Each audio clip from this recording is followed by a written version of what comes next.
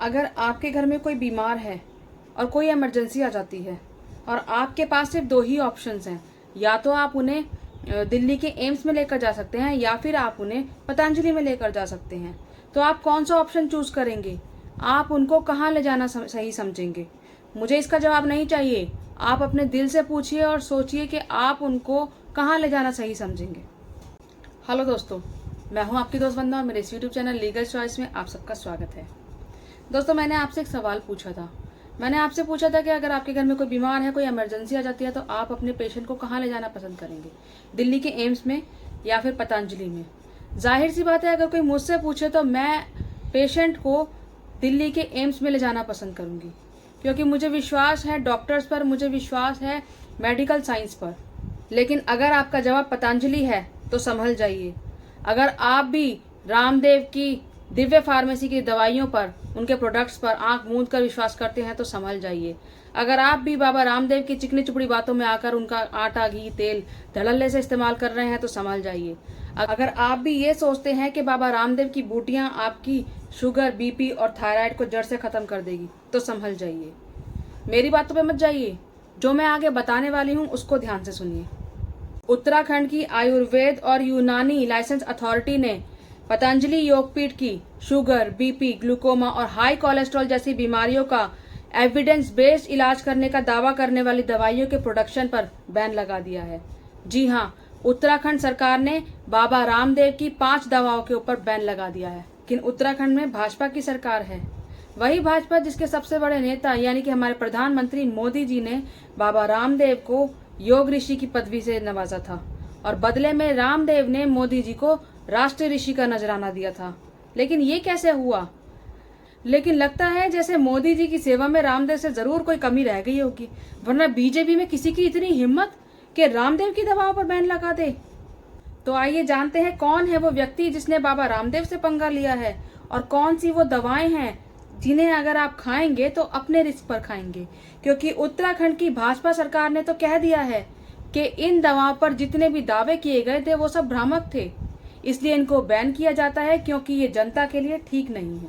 तो वो व्यक्ति जिन्होंने बाबा रामदेव के खिलाफ लड़ाई छेड़ी है वो है केरल के डॉक्टर के.वी. बाबू, जिन्होंने जुलाई में इस बात का दावा किया था कि पतंजलि के दिव्य फार्मेसी की 5 दवाओं को लेकर बेसिर पैर के दावे किए जा रहे हैं।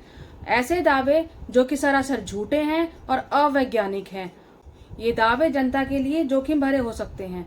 Doctor KV. बाबू ने उत्तराखंड की लाइसेंसिंग अथॉरिटी को पहले जुलाई में ही इस बात की शिकायत की थी।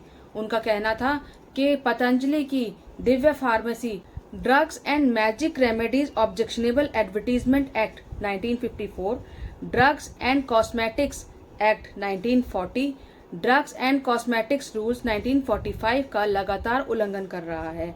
इस पर रोक लगाई जानी चाहिए। जब उनकी शिकायत की कोई सुनवाई नहीं हुई तो उन्होंने 11 अक्टूबर को दोबारा से ईमेल के द्वारा शिकायत भेजी। लेकिन पहले तो अफसर इस शिकायत को दबाने में लगे थे, क्योंकि बाबा रामदेव है भाई, बीजेपी के सबसे बड़े सपोर्टर, कौन उनसे पंगा लेना चाहेगा? मोदी जी का हाथ है उनके सर पर। आप खुद ही देखिए कि जो व्यक्ति खुलेआम झूठ बोलकर अपनी दवाई का बीजेपी के मंत्रियों के द्वारा प्रचार करा सकता है, तो उसके आगे के.वी. बाबू जैसा आम इंसान क्या चीज है?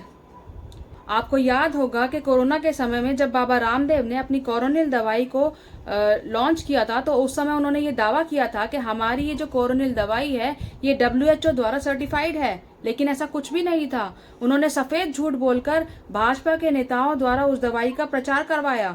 वो तो बाद में WHO ने क्लियर किया कि हमने ऐसा कोई भी सर्टिफिकेट नहीं दिया है। उसके बाद पूरी दुनिया में भारत की बड़ी बदनामी हुई थी। उस समय तो कोरोना की वैक्सीन भी नहीं आई थी। पहले तो अधिकारी इस शिकायत को हल्के में ले रहे थे, इस पर एक्शन नहीं लेना चाह रहे थे, इसको दबाने की कोशिश कर रहे थे। लेकिन जब के.वी. बाबू इसके पीछे पड़ गए तो उनको इस पर एक्शन लेना पड़ा। अथॉरिटी हरकत में आई और जांच शुरू की गई। जांच में ये सामने आया कि इन दवाओं को लेकर रामदेव ऐसे बड़े बड़े हवाई दावे कर रहे हैं जो कि मरीजों की सेहत और जिंदगी से सीधे सीधे खिलवाड़ थे।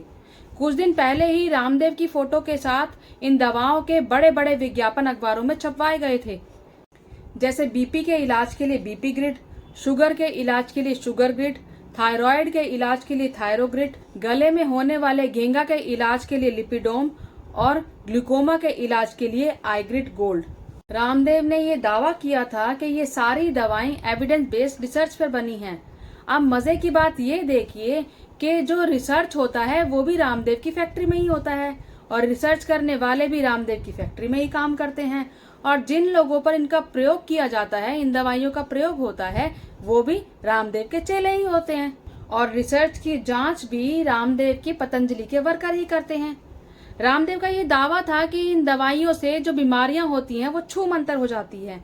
यहाँ तक कि उन्होंने अपनी कोरोना के इलाज के लिए भी यही दावा किया था।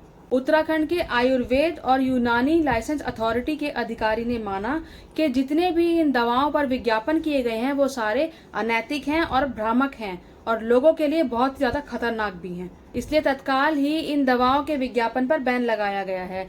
विज्ञापन के साथ साथ इन दवाओं के प्रोडक्शन पर भी बैन लगाया गया है। अथॉरिटी ने कंपनी को ये आदेश दिया है कि हर जगह से अपने ये भ्रामक विज्ञापन हटाए, और साथ ही ये आगाह भी किया कि आगे आने वाले समय में बिना इजाज़त के कोई भी विज्ञापन जारी ना करें, और अगर ये नहीं मानते, अगर बिना इजाज़त के विज्ञापन जारी करते हैं तो इनका प्रोडक्शन लाइसेंस भी रद्द किया जा सकता है। अथॉरिटी ने दिव्य फार्मेसी से 1 हफ्ते के अंदर जवाब मांगा है और इसके बाद ही दिव्य फार्मेसी की फजीहत शुरू हो गई है। रामदेव का मजाक उड़ने लगा है और ब्रांड बदनाम होने लगा है। इस पर बाबा बौखला गए। उनका कहना है कि ये सब आयुर्वेद विरोधी ड्रग माफिया का काम है। वैसे भी उनके पास और कुछ तो कहने के लिए होता नहीं है, यही सब कहते हैं हर बारी। उनकी बौखलाहट का अंदाजा आप इस बात से लगा सकते हैं कि अपना झूठ पकड़े जाने के बाद भी वो शर्मिंदा होने की बजाय एक वैज्ञानिक एजेंसी को ड्रग माफिया बता रहे हैं। उत्तराखंड में भाजपा की सरकार है और वहां की लाइसेंस अथॉरिटी को ये माफिया बता रहे हैं। अब आप सोचिए कि अगर इसकी जगह ये कहीं केरल या फिर तमिलनाडु की एजेंसी होती तो ये क्या करते, ये तो भगवान ही जाने। ये वही रामदेव हैं जिन्होंने कोरोना के टाइम पर अपनी जान की परवाह ना करते हुए लोगों का इलाज करने वाले डॉक्टर्स पर भद्दी टिप्पणी की थी। इन्होंने कहा था कि एलोपैथी का इलाज एक मूर्खतापूर्ण विज्ञान है। इन्होंने ये भी कहा था कि एलोपैथी की दवाई खाने के बाद 1 लाख से भी ज्यादा मरीजों की मौत हो गई है। 1000 से भी ज्यादा डॉक्टर दोनों वैक्सीन लेने के बाद भी मर चुके हैं। इन्होंने डॉक्टर्स का और भी मजाक बनाया था, टर टर टर टर करके उनका बड़ा ही भद्दे तरीके से मजाक उड़ाया था। इनका ये भी कहना था कि डॉक्टर बनना है तो रामदेव जैसे बनो जिनके पास कोई डिग्री ही नहीं है। इनका कहना था without any degree I am a doctor. यानी कि जो हमारे डॉक्टर्स हैं, जो मेडिकल की पढ़ाई करते हैं, इतनी मेहनत से अपना करियर बनाते हैं, डॉक्टर बनते हैं, लोगों का इलाज करते हैं, वो तो सारे पागल हैं।